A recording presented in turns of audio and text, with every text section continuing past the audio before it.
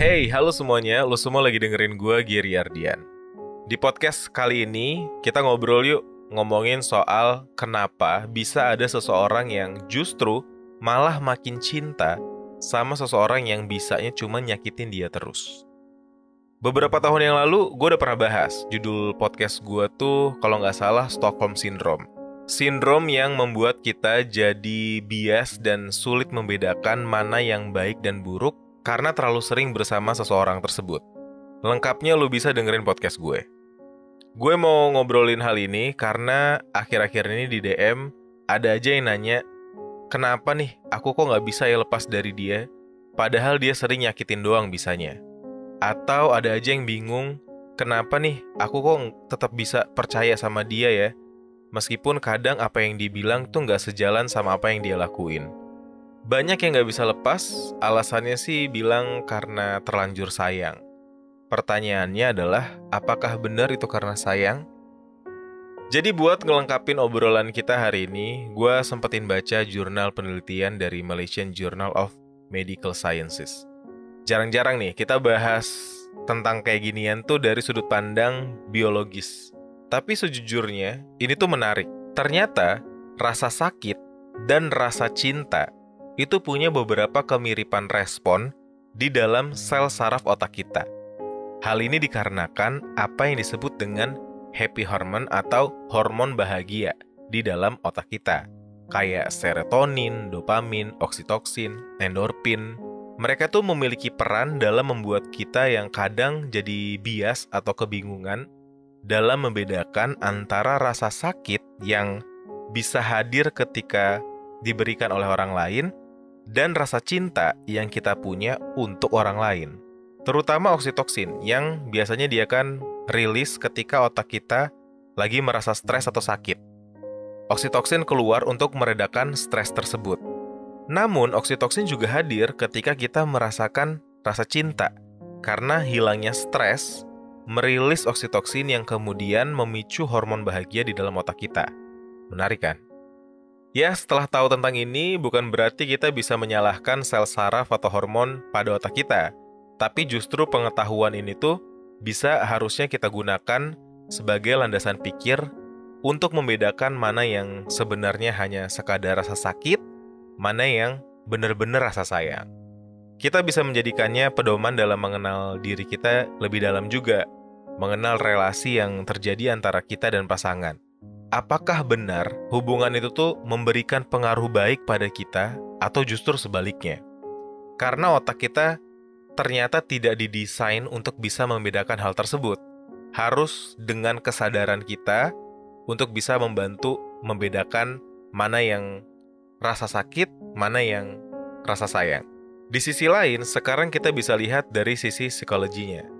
Banyak dari kita yang bertahan di dalam sebuah hubungan yang lebih sering memberikan rasa sakit karena di dalam hubungan tersebut dia merasa tidak selalu rasa sakit yang hadir, tapi juga ada rasa senang di sela-selahnya.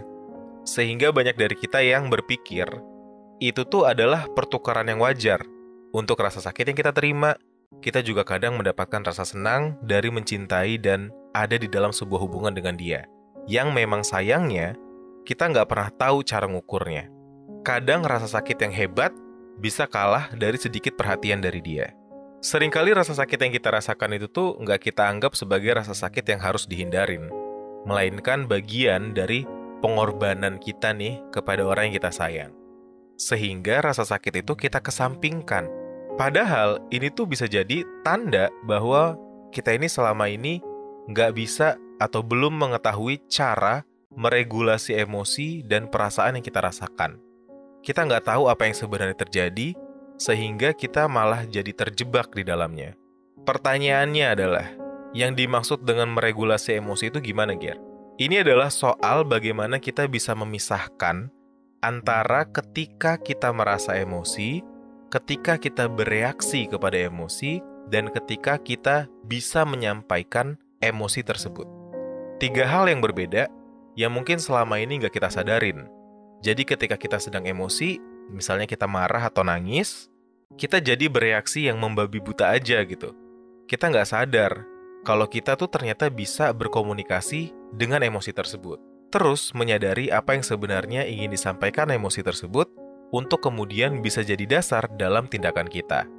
Kemampuan untuk membedakan atau meregulasi emosi ini juga akan sangat berguna untuk kita ketika rasa sakit kita dapatkan dari seseorang.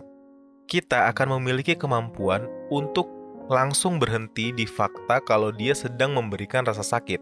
Udah, sampai situ aja, tanpa embel-embel kalau kita layak diperlakukan demikian, karena itu adalah bagian dari mencintai dia. Jadi kemampuan ini untuk menjaga diri kita dari bias yang biasanya terjadi. Kita pikir kita berkorban demi cinta. Padahal itu tanda kebodohan kita aja. Karena memang efek dari mencintai itu ternyata akan menambah atau mengurangi persepsi kita tentang rasa sakit. Nah, hal ini tergantung bagaimana kemampuan kita tadi untuk mengenali, menghadapi, dan meregulasi emosi. Terus kenapa kemampuan regulasi emosi dalam sebuah hubungan itu merupakan suatu hal yang baiknya dimilikin? Jawabannya adalah, itu dikarenakan jika kita tidak mengetahui hal tersebut, kita bisa terperangkap dalam pemikiran bahwa kita sedang mencintai seseorang, padahal kita cuma sedang menghadapi rasa sakit aja. Hal-hal yang biasanya kita rasain ketika sedang berada dalam sebuah hubungan gak sehat. Jadi bahaya banget kan kalau kita nggak tahu gimana cara untuk meregulasi emosi. Misalnya nih ya, ketika kita yang berkorban di dalam sebuah hubungan itu sendirian, sedangkan pasangan kita melakukan kesalahan terus-menerus. Kita bertahan karena terlanjur sayang, dan kita pikir bertahan dalam hubungan tersebut adalah hal yang wajar untuk dilakukan, karena kita pikir mencintai berarti sebuah pengorbanan. Padahal rasa ingin berjuang itu muncul bukan karena rasa cinta kita, tapi karena rasa sakit yang kita rasakan. Gua punya temen yang diselingkuhin berkali-kali, terus dia cerita sama gua. Tapi pas gua bilang, yaudah ya, udah kan, udah tahu sekarang harus apa. Terus dia kasih jawaban yang gua nggak habis pikir sebenarnya. Dia bilang, enggak Ger, gua nggak boleh nyerah. Gua harus menang dan tetap dapetin dia. Jujur, gua heran banget waktu dia ngomong kayak gini.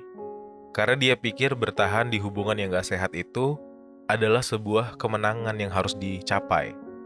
Padahal sebaliknya, ketidakmampuan kita keluar dari sebuah hubungan yang gak sehat, itu adalah bukti bahwa kita dimodulasi oleh rasa sakit yang kita dapatkan dari relasi yang tidak sehat dengan pasangan kita. Gue juga sempat ngobrol sama Mas Nago soal ini.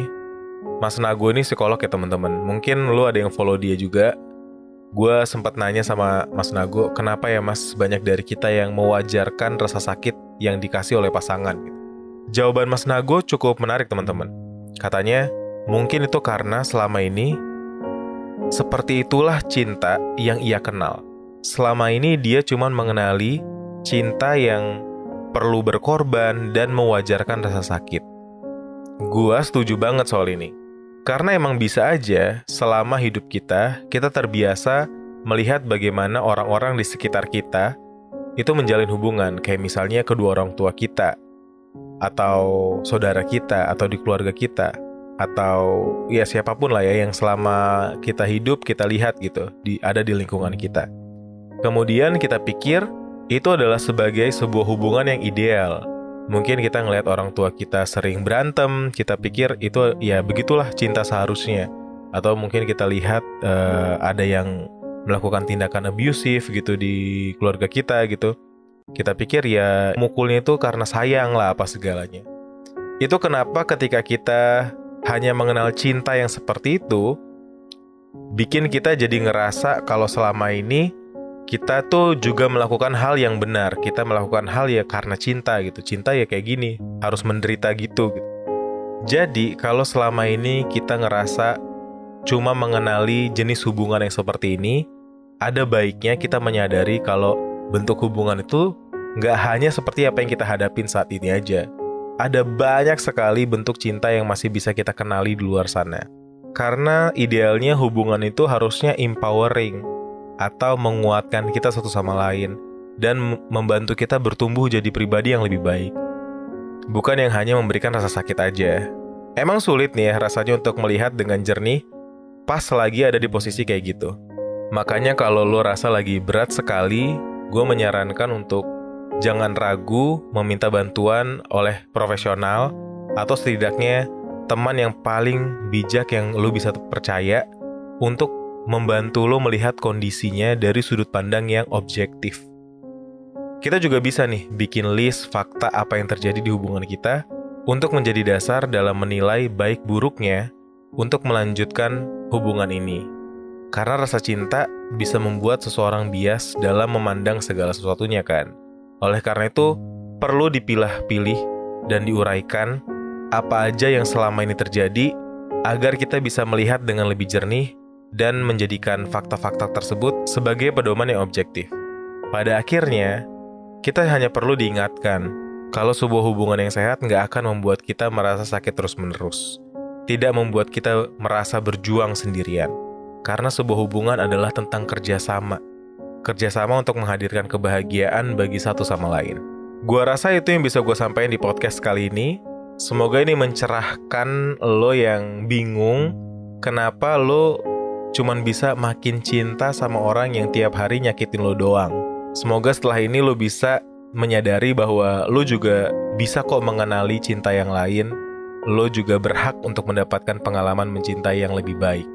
Jadi segitu dulu, selamat berproses.